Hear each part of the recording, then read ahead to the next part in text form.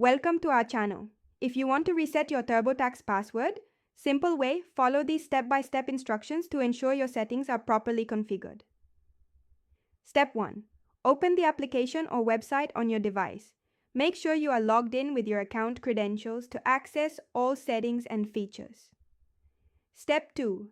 Navigate to the settings menu by tapping the profile icon or menu button, usually located in the top corner of the screen. Step 3. Look for the relevant section in your settings menu. This may be under Privacy, Security, Preferences, or Account Settings depending on the platform. Step 4. Find the specific option you need to modify. Read any available descriptions to understand what each setting controls before making changes.